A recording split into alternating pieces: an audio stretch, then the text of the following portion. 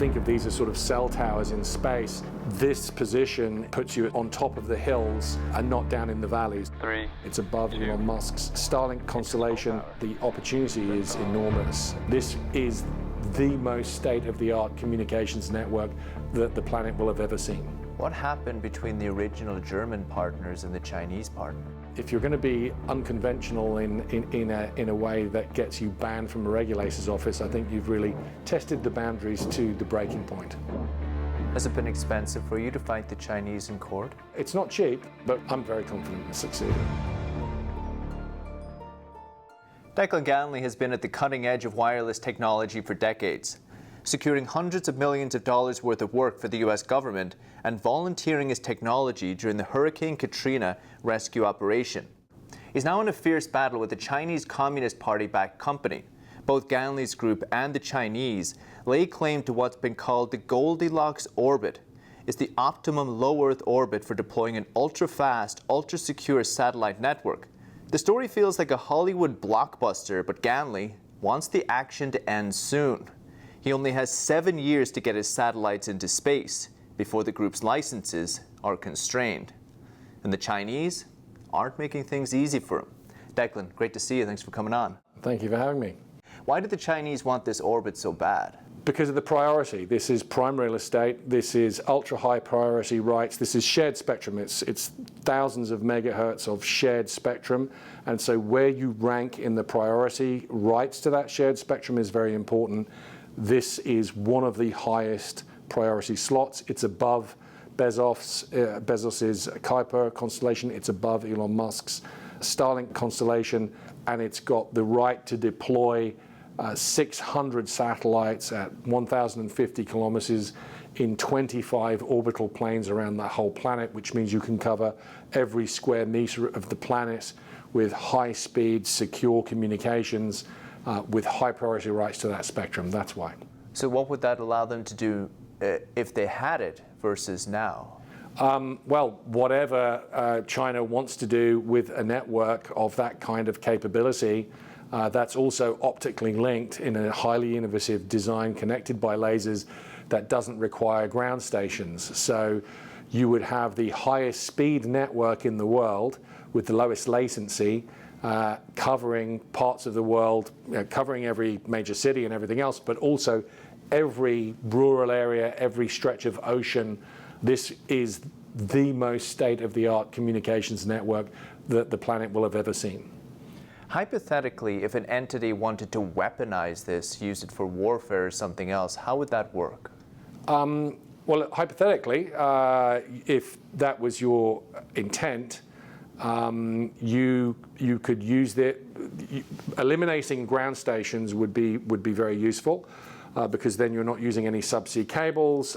You couldn't intercept it at a ground station level.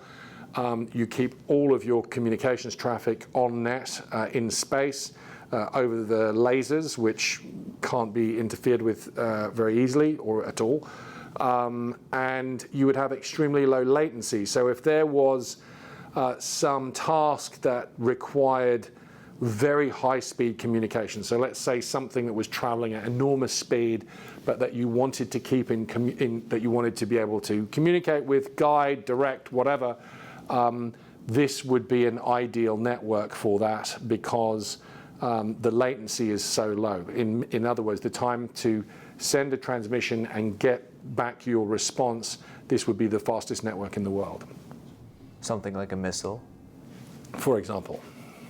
This license would give you priority even over Elon Musk's Starlink, right? What would the benefit of that be? Well, the benefit is that you have to. So this spectrum is shared spectrum, this Ka band spectrum that Musk is using, Bezos, us, and it means that there's a priority in terms of rights. So you have to coordinate with each other so as you don't get into each other's paths. But the constellation that's got priority over the other obviously has kind of a right of way. But practically speaking, there's a sort of handshake that takes place, and you make sure that you don't interfere with each other, and that's a matter of sort of just good practice, good technical practice, and and something where if you've got good actors cooperating with each other, it will never be an issue.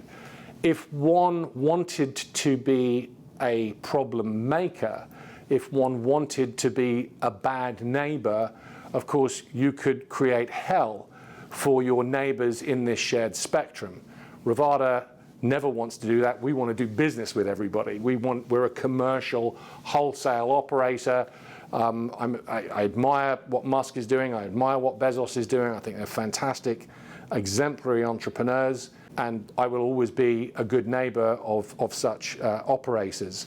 I don't know that that's what everybody would set out to do, but I expect in both of their cases they would do exactly the same thing. And indeed, to Elon Musk's and SpaceX's credit, with the OneWeb constellation, they stepped up and cleared launch capacity for them, so OneWeb could make some deadlines, which was very admirable. So while there is going to be healthy competition, and there is going to be healthy competition, we're addressing a different part of the market. We're not aiming at retail or consumers. We're not putting in a piece of infrastructure to support something like Amazon, for example.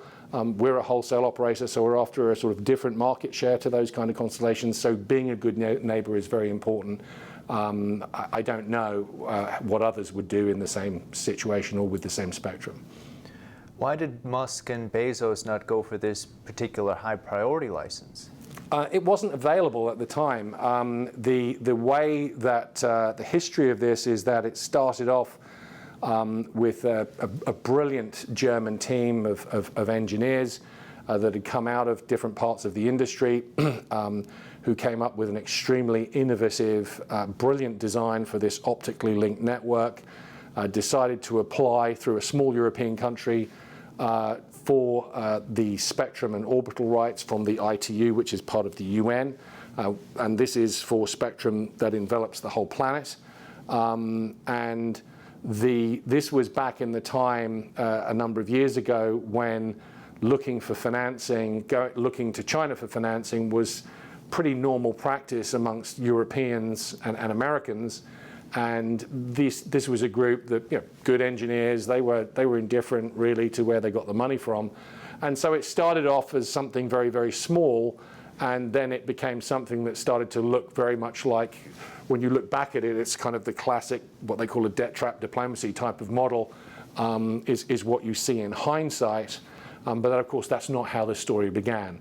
And we decided to get involved when it became clear that this was going to be available. We were asked to participate by some of the German team, and got involved and did our due diligence on the project, saw that it fit perfectly with Rivada's vision for wholesale capacity, shared spectrum resources, which is something that we've been advocating for a decade now very publicly. And here was an opportunity to be able to deploy infrastructure into 4,000 megahertz of spectrum around the whole planet.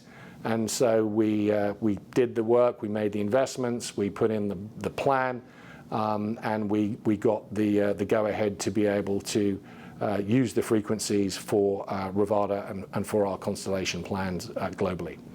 What happened between the original German partners and the Chinese partners?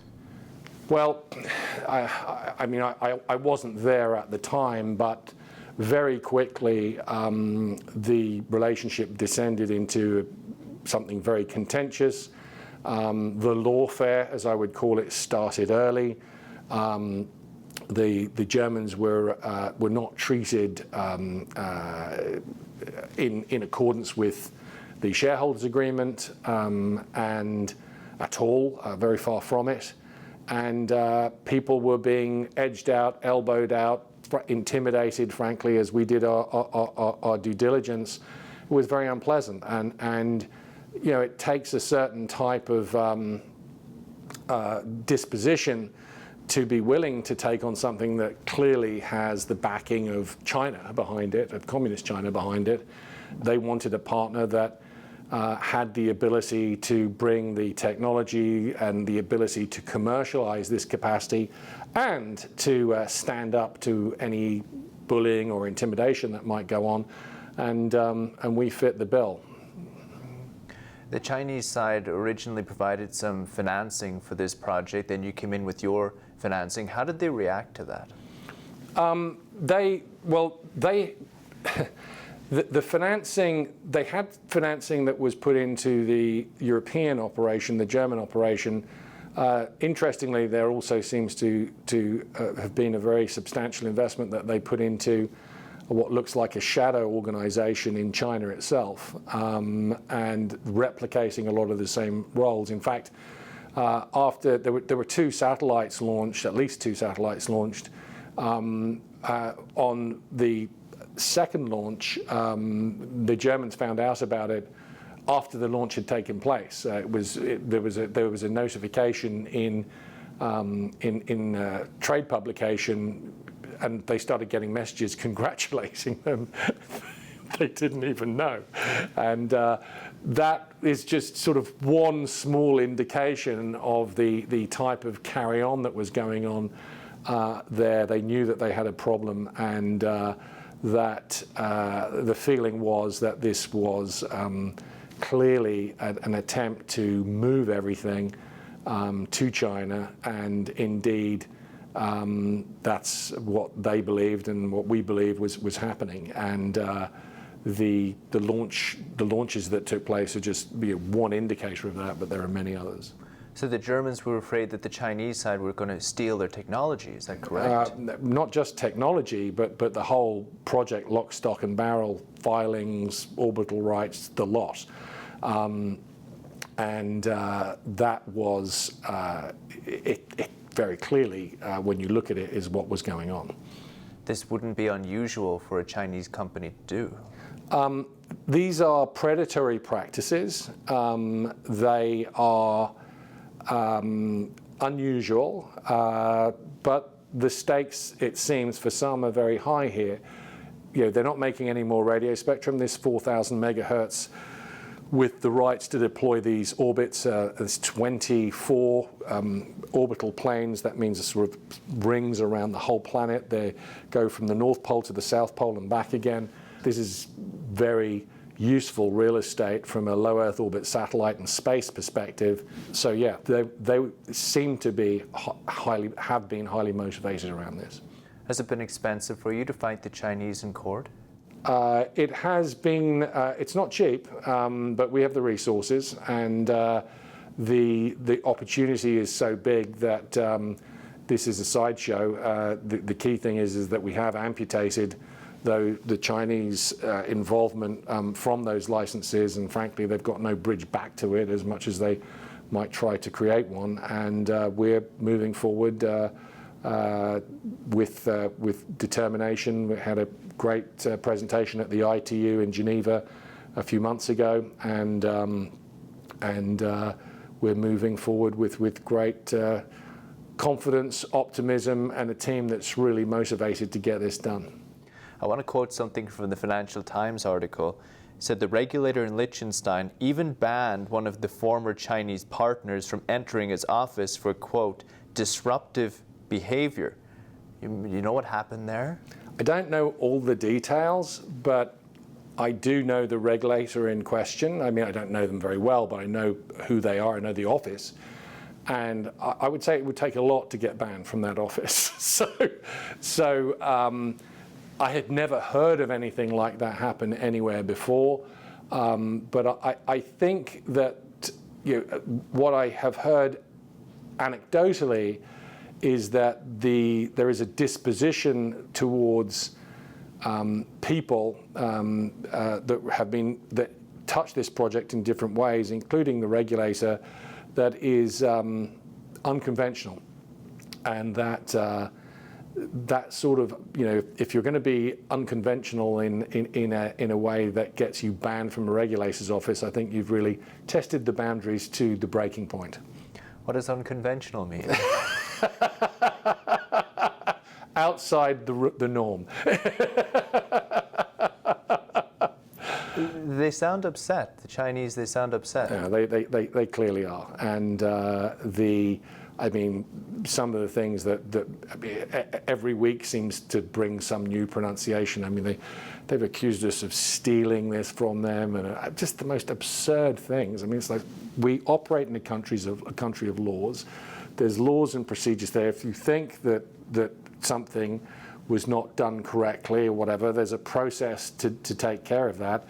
And the shouting and screaming starts, I think, when people have run out of other options and understand that everything that was done correctly and properly, and the only reason that they are out is because of conditions that they created for themselves and a plan that they submitted that was deemed unsatisfactory by the regulatory authority. That was not Rivada that determined that. That was the regulatory authority. I believe you have some high-profile investors, experienced like Peter Thiel, for example. Yes, we do. We've got some very good shareholders and investors in Rivada, and they passionately believe in the mission and what we're doing, the need and opportunity to really reshape the global wireless economy. The old way of doing things cannot continue. We need this new model. And it's going to happen, and Rivada's at the forefront of making it happen. Were you able to raise money for the project from a national security perspective or from a business opportunity perspective, or both? No, just from a business opportunity perspective. The opportunity is enormous, as Rivada has seen it, and as we've believed for a long time now, for wholesale wireless capacity in Europe, in the United States, all over the world. And indeed, we've made huge progress in the course of the last few months in terms of having multiple locations around the world where we will combine these LeoSat gigabits with terrestrial gigabits in a wholesale market, in Rivada's wholesale open access marketplace, and clear all of that capacity all of the time.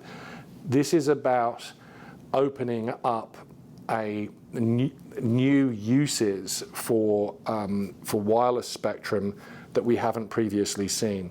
This is designed for the world where we go from sort of 1.3 mobile connected devices per capita to 250 plus mobile connected devices per capita. They won't all be smartphones, but there'll be little things performing relatively mundane tasks, maybe in the middle of the night, but the cost that they will pay for that capacity, because it's off peak, it's not in high demand, that capacity will clear at a fraction of the price of capacity at busier times of the day. It's the Uberization, if you like, of although that's an overused term, of wireless spectrum, and satellite spectrum and satellite capacity is very much going to be part of that phenomenon, and it's how it's going to become global. Given the national security concerns, are you getting any help from the U.S. government? No, we're not. That's not to say that they would be unhelpful or anything. That's not the case. But this is a commercial operation. We're pursuing. That's our motivator. That's our long-term vision. And government programs, to get involved in government programs, that's not to say you wouldn't do it in the future, but because having government customers is something that all satellite constellations have. All commercial satellite constellations would have different sorts of government customers. There are many uses: Department of Agriculture, weather, climate related, all sorts of services and applications that could make huge use of infrastructure like this. So I would hope and anticipate that we will have in the future, not just the US government, but other governments around the world, different parts of those governments would be able to use the highest speed, most secure network in the world. Of course, that would be useful, but equally, banks, agricultural companies, commodities traders, and a world of other industries will also find this resource very valuable. I believe you are under some kind of a deadline, 7-year deadline. Are the Chinese using any other tactics to interfere with you before then? Look, one has to anticipate that. I mean, given the amount of lawfare that's been waged, I've said this on record before. I think that will continue, and that's sort of par for the course. It's some of the rough around the green, and that's okay as far as I'm concerned. If that's what they want to do, that's fine. We'll remind them that they've lost and we've won, and if they want to keep being reminded of that fact, I'll be happy to do it. How confident are you in succeeding fully? I'm very confident in succeeding. We wouldn't have taken this project on without having really kicked the tires on it. The spectrum is excellent spectrum. The orbital rights are superb. The fact that you only need to deploy 600 satellites rather than 20,000 is fantastic. In sort of cellular terms, it's an oversimplification, but you could think of these as sort of cell towers in space. This position puts you at sort of on top of the hills and not down in the valleys. So your cell site can see everything down in the valleys, whereas other cell sites are sort of further down into the valley, so you need a lot more of them to get the same degree of coverage. On top of that, the hilltop site, you also have very high priority to the shared spectrum resource, which means if one of the cell sites down in the valleys on a lower priority is creating an interference issue in an area that you're serving, they need to coordinate with you to make sure that they don't interfere so that you can serve your customer. So, and it's an imperfect comparison, but that's a pretty good way to think about it. Any challenges, then what keeps you up at night? Oh, there are many things that I suppose should keep me up at night, but nothing keeps me up at night. My wife would tell you that. I have a fantastic team that I've put together over the course of over a decade, a lot more than a decade in some cases. I stand on their shoulders. They're all smarter, more capable than I am. We've got a brilliant engineering team, a fantastic regulatory team, all round, and a very, very good and experienced financial team. And I'm very proud of what they've achieved, what they've done, and with them, we'll get this mission accomplished. Looking forward to seeing the result. Declan Ganley, Rivada Networks. Appreciate it. Thank you, Declan. Thank you, Paul.